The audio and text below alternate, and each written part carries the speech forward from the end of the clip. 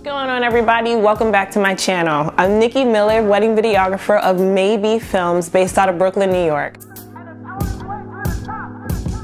So your first decision in live streaming is this something that you're gonna hire a professional like myself, a videographer, or do you feel like this is something you would take on as a couple? Hiring a professional means you don't have to worry about it. And trust me, on your wedding day, you're gonna be worrying about a whole lot of other things. You hand that headache off to them, and there's one less thing for you to have to think about, which is always a plus. But if hiring a pro team to live stream your wedding is completely out of the question, here are my pro tips as a wedding filmmaker and videographer that could stream your wedding for you, but whatever. Here are a few pro tips for you to successfully live stream your wedding.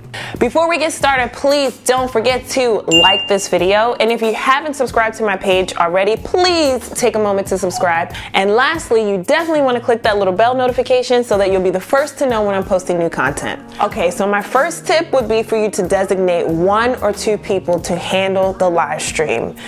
Even though it's, a DIY stream, you actually aren't going to be doing anything, hopefully, because you're too busy at the altar getting married. My suggestion on the best person to handle this for you would be someone that's not in your bridal party, that is very reliable, and is tech savvy. So whoever that person is in your life, that's who you're going to hand this task off to. Tip number 2, check your internet connection. This is probably the most important of the tips I'm going to give you today, because without an internet connection, there is no live stream, point blank. For the most part, you're probably getting married in a place that has great internet connection. Most houses of worship already live stream their services, so that means the infrastructure is already built in.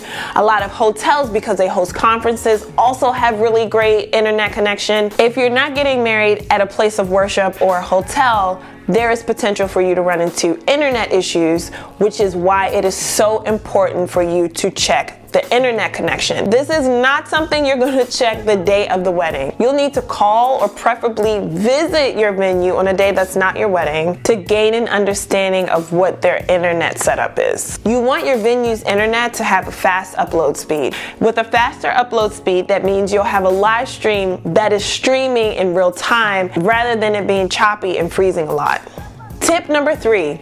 Use a dedicated internet connection. What that means, you want your device physically tethered to the internet via an Ethernet cord. Having a dedicated internet connection means you'll have a better quality video.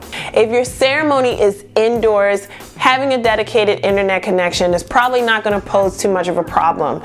But for my couples having outdoor ceremonies, you may run into a hiccup having to use a wireless internet connection. It's not impossible, but it is a lot less reliable when it comes to live streaming. My next tip would be for you to think about lighting. Are you getting married outside in the evening hours during sunset? Or is the venue a bit darker? What would seem to be bright enough to the naked eye could potentially be too dark for a camera that's live streaming. My final tip would be for you to keep the camera steady. So if you're using a laptop, I would suggest having it on a table or sitting in a chair.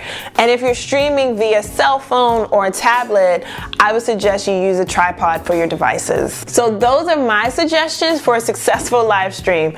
Are you considering live streaming your wedding? If so, please let me know in the comments. Until next time, see you later.